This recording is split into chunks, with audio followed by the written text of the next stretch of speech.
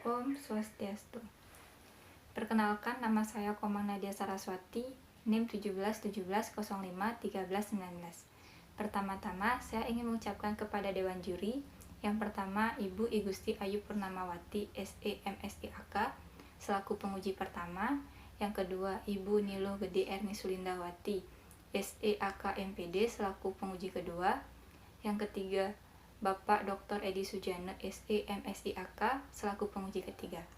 Pada kesempatan kali ini, saya akan mempresentasikan skripsi saya dengan judul Pengaruh Locus of Control, Keefektifan Pengendalian Internal, Kesesuaian Kompensasi, dan Perilaku Tidak Etis terhadap Kecenderungan Kecurangan, Studi Kasus pada Lembaga Perkreditan Desa Sekecamatan Buleleng. Adapun subbahasan yang akan saya jelaskan yaitu yang pertama, pendahuluan, yang kedua, kajian teori, yang ketiga, metode penelitian, yang keempat, hasil dan pembahasan, yang kelima, penutup. Bali merupakan salah satu provinsi yang ada di Indonesia yang terkenal akan budaya dan adat istiadat yang dimilikinya. Bali dihuni oleh banyak masyarakat yang terangkum dalam suatu desa adat yang biasa disebut dengan desa pakraman. Dalam setiap desa pakraman memiliki lembaga keuangan desa itu sendiri. Dalam hal ini, lembaga keuangan yang dimiliki desa adalah Lembaga Perkreditan Desa atau LPD. Tujuan pendirian LPD berdasarkan Peraturan Daerah Nomor 3 Tahun 2017 dan Peraturan Gubernur Nomor 44 Tahun 2017, yaitu untuk mendukung perekonomian pedesaan melalui tingkat kebiasaan menabung dan pemberian kredit bagi usaha kecil, serta untuk menciptakan kesempatan dan meningkatkan tingkat monetarisasi di daerah pedesaan. Mengenai tata kelola LPD, dalam setiap LPD dikelola oleh ketua, kasir, dan petugas administrasi LPD. Dalam setiap LPD juga memiliki badan pengawas yang bertujuan untuk meminimalisir adanya tindak kecurangan yang dilakukan petugas LPD dalam pengelolaan dana LPD. Keberadaan LPD di desa Pekraman mengalami tingkat peningkatan yang cukup pesat. Hal ini tercermin dari keberhasilan LPD dalam meningkatkan potensi dengan cara meringankan dan membantu pendanaan di desa Pekraman. Namun, di sisi lain, sejumlah LPD mengalami kegagalan akibat kegiatan usahanya. Salah satu permasalahan yang dihadapi oleh LPD itu sendiri adalah adanya tindak kecurangan atau fraud yang dilakukan dalam pengelolaan dana LPD. Fraud adalah suatu tindakan yang dilakukan oleh satu atau sekelompok orang dengan cara disengaja dengan motif untuk memperoleh keuntungan pribadi melalui penggunaan sumber daya organisasi yang tidak wajar. LPD yang bermasalah di Kabupaten Buleleng salah satunya berada di Kecamatan Buleleng. Dari 21 LPD yang ada di Kecamatan Buleleng, 5 LPD dalam keadaan macet, yaitu LPD Bangkang, LPD Banyualit, LPD Belatan Samayaji, LPD Galiran, dan LPD Tiste. LPD yang bermasalah di Kecamatan Buleleng salah satunya yaitu LPD Anturan, di mana petugas LPD Anturan melakukan tindak kecurangan, penyelewengan aset, dan pengelolaan keuangan. Tindak kecurangan yang dilakukan petugas LPD salah satunya yaitu penyelewengan aset, di mana aset yang seharusnya menjadi milik LPD dicantumkan menjadi atas nama pribadi, seperti mobil Toyota Fortuner yang seharusnya menjadi milik LPD dicantumkan menjadi atas nama ketua LPD. Selain mobil, ada bilet giro, sertifikat tanah, dan sejumlah rekening bank yang dicantumkan menjadi aset atas nama pribadi yang seharusnya menjadi milik LPD itu sendiri. Berdasarkan uraian latar belakang tersebut dan fenomena yang ada, oleh karena itu peneliti tertarik untuk meneliti dengan judul Pengaruh Locus of Control, Keefektifan Pengendalian Internal, Kesesuaian Kompensasi, dan Perilaku Tidak Etis terhadap Kecenderungan Kecurangan, Studi Kasus pada Lembaga Perkreditan Desa Sekecamatan Buleleng. Adapun identifikasi masalah dalam penelitian ini yaitu yang pertama, adanya tindak kecurangan, penyelewengan aset, pengelolaan keuangan yang dilakukan oleh petugas LPD Anturan, serta adanya tindak korupsi yang dilakukan oleh ketua LPD Bangkang. Yang kedua, terjadinya permasalahan penyelewengan aset, pengelolaan keuangan, dan korupsi yang menimbulkan kerugian pada lembaga perkreditan desa atau LPD. Adapun pembatasan masalah dalam penelitian ini yaitu terdapat banyak faktor yang mempengaruhi kecenderungan kecurangan. Namun, peneliti hanya menguji mengenai locus of control, keefektifan pengendalian internal, kesesuaian kompensasi, dan perilaku tidak etis terhadap kecenderungan kecurangan. Studi kasus pada lembaga perkreditan desa sekecamatan Buleleng. Berdasarkan uraian latar belakang tersebut, maka rumusan masalah yang dapat diambil yaitu yang pertama, apakah locus of control berpengaruh terhadap kecenderungan kecurangan di LPD Kecamatan Buleleng. Yang kedua, apakah keefektifan pengendalian internal berpengaruh terhadap kecenderungan kecurangan pada LPD di Kecamatan Buleleng. Yang ketiga, apakah kesesuaian kompensasi berpengaruh terhadap kecenderungan kecurangan pada LPD di Kecamatan Buleleng. Dan yang keempat, apakah perilaku tidak etis berpengaruh terhadap kecenderungan kecurangan di LPD Kecamatan Buleleng. Adapun tujuan dalam penelitian ini yaitu yang pertama, untuk mengetahui pengaruh locus of control terhadap kecenderungan kecurangan pada LPD di Kecamatan Buleleng. Yang kedua, untuk mengetahui pengaruh keefektifan pengendalian internal terhadap kecenderungan kecurangan pada LPD di Kecamatan Buleleng. Yang ketiga, untuk mengetahui pengaruh kesesuaian kompensasi terhadap kecenderungan kecurangan pada LPD di Kecamatan Buleleng. Yang keempat, untuk mengetahui pengaruh perilaku tidak etis terhadap kecenderungan kecurangan pada LPD di Kecamatan Buleleng. Adapun manfaat penelitian dalam penelitian ini terbagi menjadi dua, yaitu manfaat teoritis dan manfaat praktis.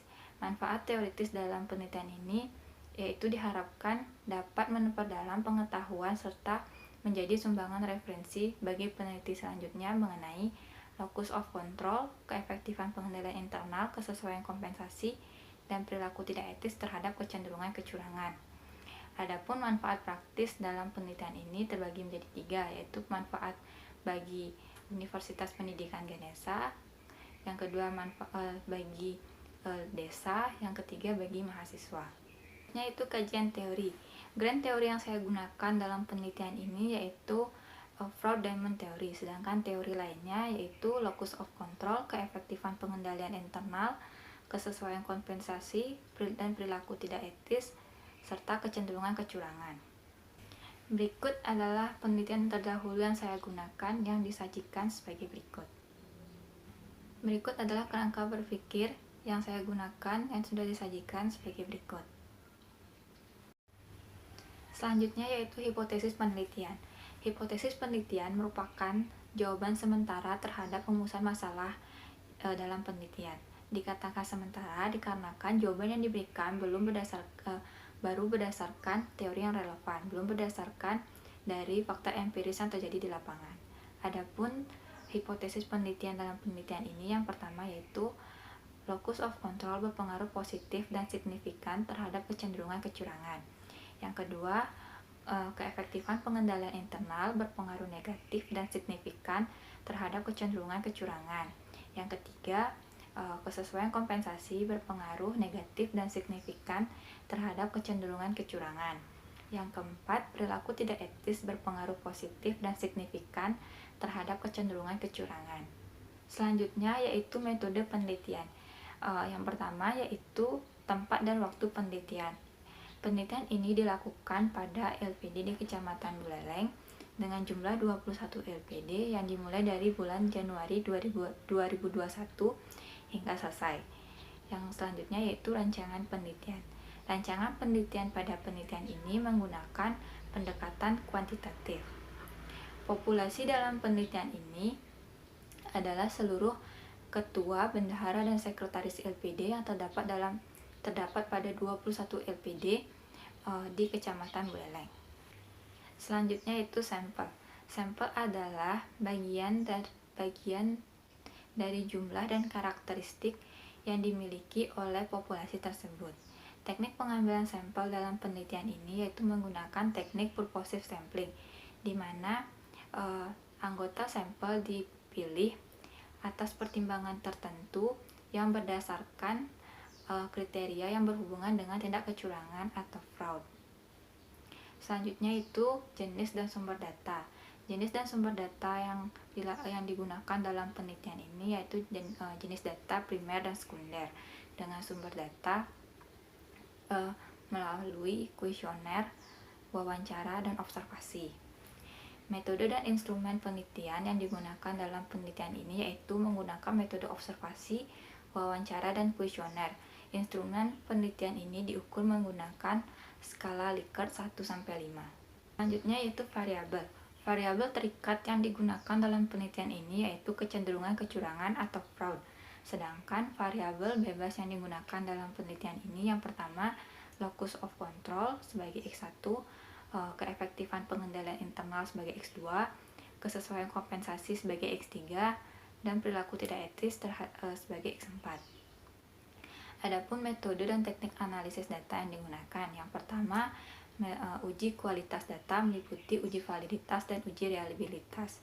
Yang kedua, uji asumsi klasik yang meliputi uji normalitas, uji multikolinearitas, dan uji heteroskedasitas.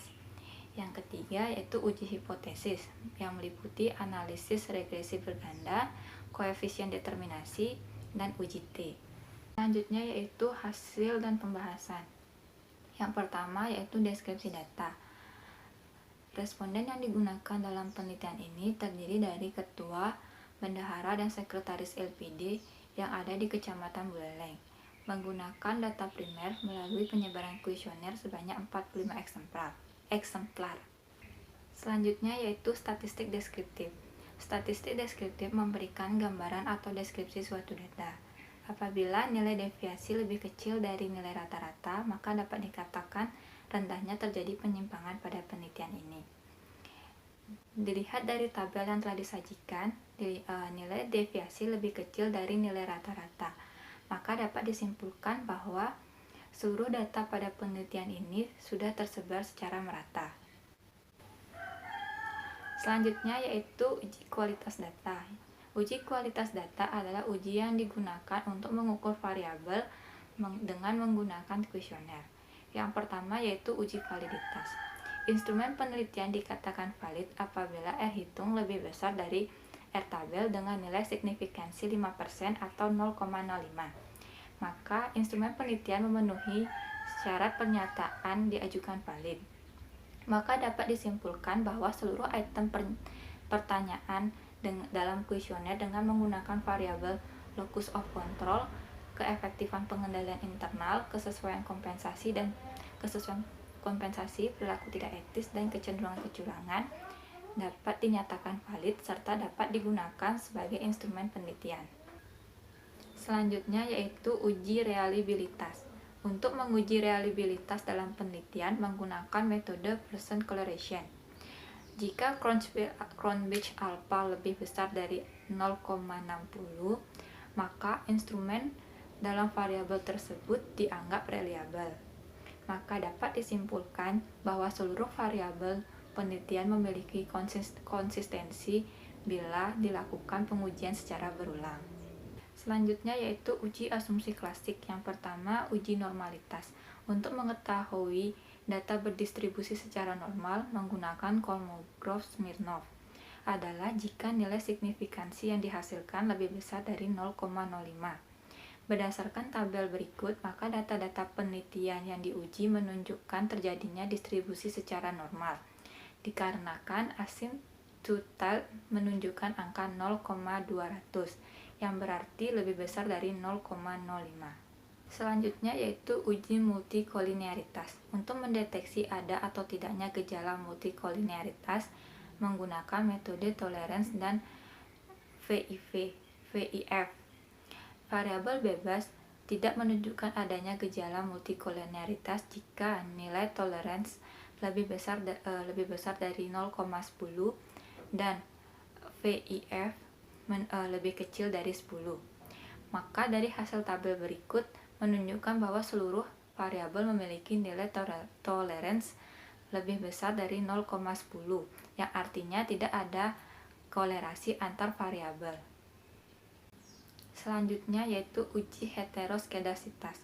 Ada atau tidaknya gejala heteroskedasitas pada model regresi dapat dideteksi dengan menggunakan uji Gleister dengan kriteria bebas heteroskedasitas jika nilai signifikansi yang dihasilkan lebih besar dari 0,05 atau 5%. Maka dapat disimpulkan bahwa model regresi pada penelitian ini tidak terjadi gejala heteroskedasitas. Dari seluruh variabel bebas memiliki nilai signifikansi lebih besar dari 0,05. Dengan rincian X1 sebesar 0,244, X2 sebesar 0,950, X3 sebesar 0,258, dan X4 sebesar 0,164. Selanjutnya yaitu uji hipotesis. Yang pertama, analisis regresi linear berganda. Analisis regresi linear berganda digunakan untuk mengetahui pengaruh variabel bebas terhadap variabel terikat atas perubahan dan setiap peningkatan atau penurunan variabel bebas yang akan mempengaruhi variabel terikat. Konstanta sebesar 19,449 menunjukkan bahwa tanpa adanya variabel bebas, maka kecenderungan kecurangan sebesar 19,449. Nilai koefisien X1 sebesar 0,797, X2 sebesar minus 0,536, X3 sebesar minus 0,491, X4 sebesar 0,862. Artinya, X1 dan X4 memberikan pengaruh positif terhadap kecenderungan kecurangan. Sedangkan variabel X2 dan X3 memberikan pengaruh negatif terhadap kecenderungan kecurangan. Selanjutnya yaitu koefisien determinasi. Koefisien determinasi pada intinya mengukur seberapa jauh kemampuan model dalam menerangkan variabel-variabel dependen. Dari hasil penelitian maka dapat diketahui bahwa hasil uji koefisien determinasi menunjukkan nilai Ajes R² sebesar 0,592 atau 59,2%. Artinya semua variabel pada penelitian ini memiliki pengaruh sebesar 59,2% terhadap kecenderungan kecurangan, dan sisanya sebesar 41,8% dipengaruhi oleh faktor lain yang tidak diteliti dalam penelitian ini. Selanjutnya yaitu uji statistik parsial atau uji T. Uji T digunakan untuk mengetahui apakah suatu variabel bebas secara individu berpengaruh terhadap variabel berikutnya. Berikut adalah tabel hasil pengujian uji statistik parsial atau uji T. Berdasarkan tabel berikut, maka dapat disimpulkan bahwa yang pertama, nilai signifikansi lebih kecil dari 0,05 yaitu 0,000 dengan nilai koefisien bertanda positif 0,797, sehingga berdasarkan hasil pengujian H1 diterima, yaitu locus of control berpengaruh positif dan signifikan terhadap kecenderungan kecurangan. Yang kedua, nilai signifikan lebih kecil dari 0,05 yaitu 0,045 dengan nilai koefisien bertanda negatif 0,536, sehingga berdasarkan hasil pengujian H2 diterima, yaitu keefektifan pengendalian internal berpengaruh negatif dan signifikan terhadap kecenderungan kecurangan. Yang ketiga, nilai signifikansi lebih kecil dari 0,05 yaitu 0,037 dengan nilai koefisien bertanda negatif 0,536, sehingga berdasarkan pengujian H3 diterima, yaitu kesesuaian kompensasi berpengaruh negatif dan signifikan terhadap kecenderungan kecurangan. Dan yang keempat, nilai signifikansi lebih kecil dari 0,05 yaitu 0,021 dengan nilai koefisien bertanda positif 0,862, sehingga berdasarkan hasil pengujian H4 diterima, yaitu perilaku tidak etis berpengaruh positif dan signifikan terhadap kecenderungan kecurangan. Selanjutnya yaitu pembahasan. Yang pertama, pengaruh locus of control terhadap kecenderungan kecurangan. Penerapan locus of control dapat diartikan sebagai cara pandang seseorang terhadap suatu peristiwa, apakah dapat atau tidak mengendalikan peristiwa yang terjadi pada dirinya. Dengan penerapan locus of control dapat meningkatkan kualitas dari karyawan itu sendiri, di mana karyawan tersebut bisa bertanggung jawab atas keputusan yang diambil. Yang kedua yaitu pengaruh keefektifan pengendalian internal terhadap kecenderungan kecurangan. Keefektifan pengendalian internal yang diterapkan pada LPD di Kecamatan Beleng sudah diterapkan dengan baik. Menurut hasil analisis dan pengujian yang sudah dilakukan, menunjukkan bahwa semakin efektif pengendalian internal yang diterapkan, maka tingkat kecenderungan kecurangan yang terjadi juga semakin rendah. Secara teoritis, pengendalian internal merupakan pintu masuk besar kecilnya peluang untuk melakukan fraud atau tindak kecurangan. Yang ketiga yaitu pengaruh kesesuaian kompensasi terhadap kecenderungan kecurangan. Kesesuaian kompensasi yang diberikan kepada karyawan dapat memberikan manfaat terhadap produktivitas dan kinerja karyawan dalam menjalankan tugasnya. Apabila kompensasi yang diberikan sesuai dengan tingkat pekerjaan yang dilakukan, maka kecurangan yang terjadi juga semakin rendah. Yang keempat yaitu pengaruh perilaku tidak etis terhadap kecenderungan kecurangan. Perilaku tidak etis adalah perilaku yang menyalahgunakan kedudukan, perilaku yang menyalahgunakan kekuasaan, perilaku yang menyalahgunakan sumber daya organisasi, serta perilaku yang tidak berbuat apa-apa. Perilaku tidak etis dapat terjadi akibat kurangnya pengawasan terhadap karyawan dalam melaksanakan tugas dan kewajiban, sehingga karyawan bebas melakukan kecurangan dalam sebuah perusahaan atau instansi yang dapat memberikan keuntungan pada dirinya sendiri. Selanjutnya yaitu implikasi penelitian. Yang pertama, semakin baik locus of control yang dimiliki oleh setiap individu, maka semakin kecil tingkat kecenderungan kecurangan yang dilakukan oleh individu, di mana penerapan locus of control yaitu mempengaruhi bagaimana sikap yang dilakukan oleh individu dan bisa bertanggung jawab atas keputusan yang diambilnya. Yang kedua, semakin baik sistem pengendalian internal yang diterapkan oleh suatu LPD, maka tingkat kecurangan yang dilakukan semakin kecil. Sistem pengendalian yang efektif sangat penting diterapkan oleh suatu LPD untuk mengurangi tingkat kecurangan yang terjadi.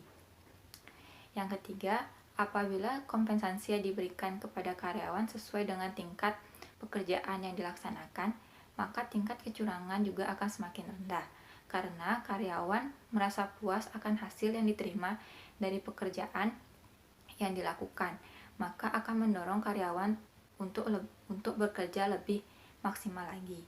Dan yang keempat yaitu apabila semakin baik sikap yang dimiliki suatu karyawan, maka tingkat kecurangan yang terjadi juga semakin rendah. Sikap yang baik yang sangat penting diterapkan dalam suatu instansi atau perusahaan. Selanjutnya yaitu penutup. Yang pertama, kesimpulan. Kesimpulan pada penelitian ini yang pertama yaitu locus of control berpengaruh positif dan signifikan terhadap kecenderungan kecurangan. Yang kedua, keefektifan pengendalian internal berpengaruh negatif dan signifikan terhadap kecenderungan kecurangan. Yang ketiga, kesesuaian kompensasi berpengaruh negatif dan signifikan terhadap kecenderungan kecurangan. Dan yang keempat, perilaku tidak etis berpengaruh positif dan signifikan terhadap kecenderungan kecurangan. Selanjutnya yaitu keterbatasan. Adapun keterbatasan dalam penelitian ini yaitu yang pertama, sampel yang digunakan hanya pada LPD di Kecamatan Buleleng sehingga tidak bisa digunakan pada kecamatan yang lain. Yang kedua, variabel bebas yang digunakan pada penelitian ini hanya terdiri dari 4 variabel, yaitu locus of control, keefektifan pengendalian internal, kesesuaian kompensasi, dan perilaku tidak etis. Sedangkan masih banyak terdapat variabel independen yang dapat digunakan. Dan yang terakhir yaitu saran. Saran di sini terbagi menjadi 2, yaitu saran bagi LPD di Kecamatan Buleleng dan yang kedua saran bagi peneliti lain. Yang pertama, saran bagi LPD. Untuk meningkatkan keefektifan pengendalian pada LPD, hendaknya pada setiap pengurus yang bekerja di bagian keuangan, sehingga mencegah dan mengurangi adanya tindak kecurangan, mengingat kompensasi yang diberikan dalam upaya mengurangi terjadinya kecurangan yang dilakukan oleh pengurus LPD. Yang kedua, bagi peneliti lain. Untuk peneliti selanjutnya dapat memperbanyak jumlah sampel penelitian dan menambah responden penelitian. Selain itu, penelitian selanjutnya dapat mengembangkan penelitian dengan menambahkan variabel yang berbeda seperti ketaatan aturan akuntansi, kepuasan kerja, asimetri informasi, dan lain-lain. Sekian presentasi skripsi dari saya. Mohon maaf apabila salah kata dan saya ucapkan terima kasih. Om Santi Santi Santi Om.